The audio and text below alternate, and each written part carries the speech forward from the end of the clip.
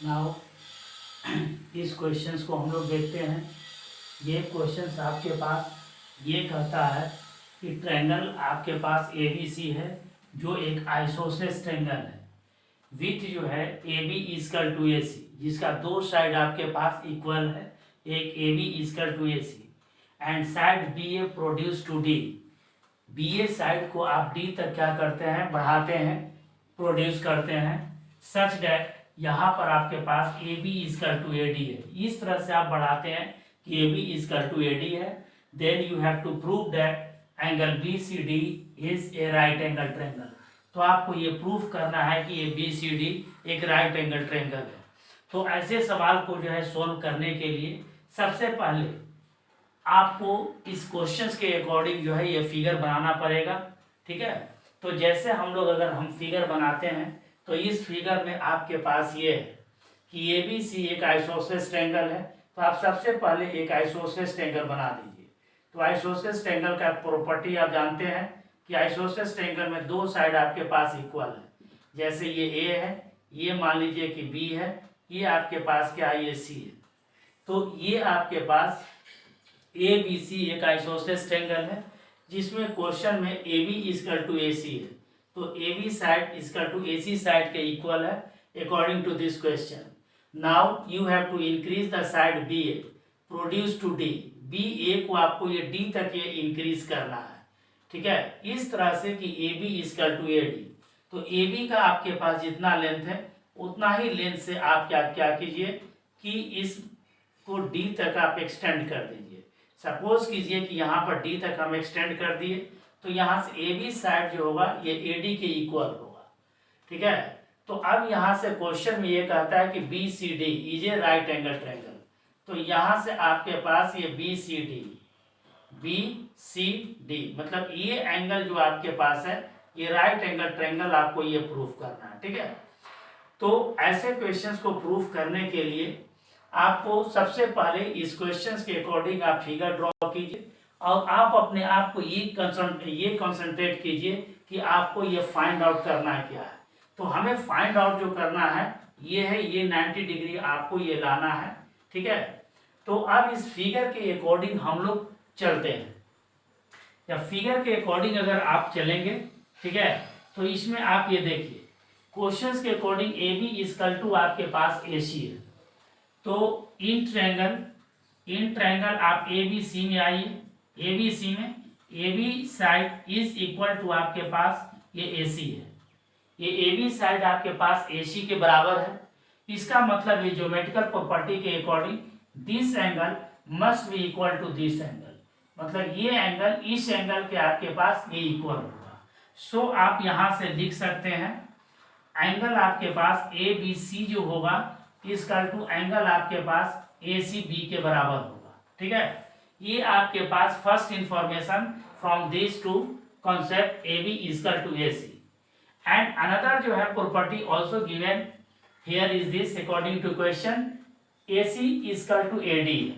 जब ये A D जब आपके पास ए सी के इक्वल है तो इस ट्रायंगल में अगर आप ये चलेंगे तो इस ए सी के सामने का एंगल आपके पास ये और इस ए डी के सामने का एंगल आपके पास ये दोनों आपका इक्वल होगा।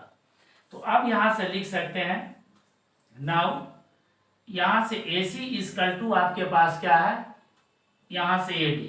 तो इसके अकॉर्डिंग आप लिख सकते हैं ए सी के सामने का एंगल, तो एंगल ए डी सी। तो यहाँ से आप लिखिए angle A D C equal to angle आपके पास क्या होगा, ए डी के सामने का एंगल आपके पास ए सी बी होगा। ठीक है, तो इसके इंफॉर्मेशंस के अकॉर्डिंग ये एंगल का कॉन्सेप्ट बना जिसको आप इक्वेशन नंबर 1 मान सकते हैं। और इस ट्रायंगल में अगर आप ये चलते हैं तो इसके according A C equal to A D के अकॉर्डिंग कॉन्सेप्ट आपके पास एक इक्वेशन बनता है, ये इक्वेशन नंबर 2 हो गया। अब अगर इन दोनों इक्वेशंस को अगर आप ऐड करते हैं, जैसे adding equation first and second आप लिख दीजिए।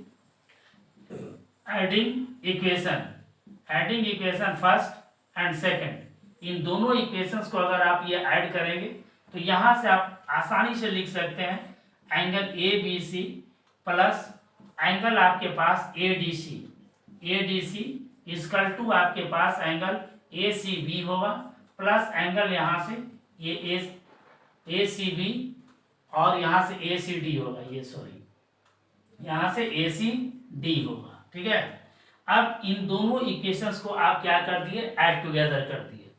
अब यहाँ से देखिए ए सी बी और ए सी डी, इन दोनों को ए सी बी ये एंगल आपके पास हुआ और ए सी डी ये एंगल आपके पास हुआ। जब इन दोनों एंगल को अगर आप ऐड टुगेदर करेंगे तो ये एंगल आपके पास बी सी डी के इक्वल होगा। ठीक है, तो आप यहाँ से लिख सकते हैं angle A B C plus angle यहाँ से ए डी सी, ठीक है, इक्वल टू एंगल यहाँ से ये बी सी डी आपके पास होगा। ठीक है, तो हमको ये लाना है क्वेश्चंस के अकॉर्डिंग, ये एंगल आपका बी सी डी जो होगा ये 90 डिग्री के इक्वल होगा।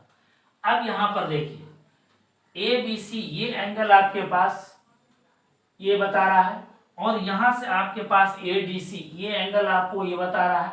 तो अगर जो है इसमें लेफ्ट हैंड साइड में अगर आप चलेंगे तो अगर ये एंगल अगर आप इसमें जोड़ देते हैं बी सी डी में तो ये टोटल एंगल का सम इधर 180 डिग्री आपके पास हो जाएगा। ठीक है, और इधर भी आपके पास बी सी डी अगर ऐड करेंगे तो ये 2 बी सी डी हो जाएगा।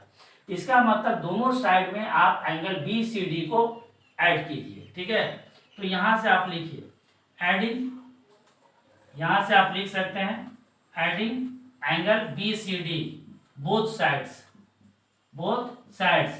दोनों साइड में अगर आप ये ऐड करेंगे तो आप आसानी से यहाँ से लिख सकते हैं एंगल यहाँ से ए बी सी होगा प्लस एंगल यहाँ से ए डी सी होगा प्लस एंगल यहाँ से ये बी सी डी होगा।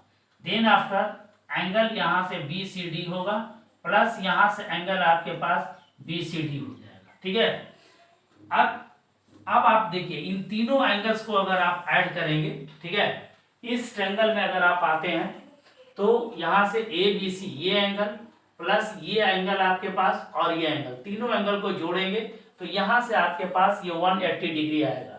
तो इट मीन्स आप यहाँ से लिख सकते हैं, यहाँ से आप ऐसे चलें तो यहाँ से 180 डिग्री इक्वल टू होगा, इन दोनों एंगल को जोड़ेंगे तो ये 2 एंगल आपके पास ये बी सी डी होगा। ठीक है, अब सो जो है आप यहाँ से लिख सकते हैं angle B C D equal to 180 degree upon 2, ये कैंसिल आउट होगा, ये 90 इक्वल टू 90 डिग्री। इसीलिए फाइनली आप लिखिए B C D equal to 90 degree. ठीक है, तो ये आपके पास क्या हो गया, ये प्रूव हो गया।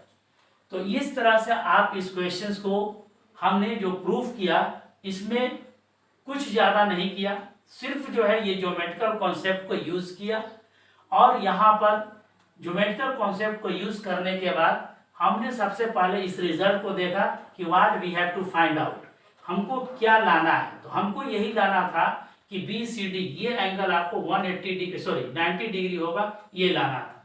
तो मेरा टोटल फोकस जो है इसके ऊपर था कि ये 90 डिग्री कैसे आएगा, लेकिन कैसे आएगा तो किसी भी तरह से इसको नहीं लाया जा सकता है।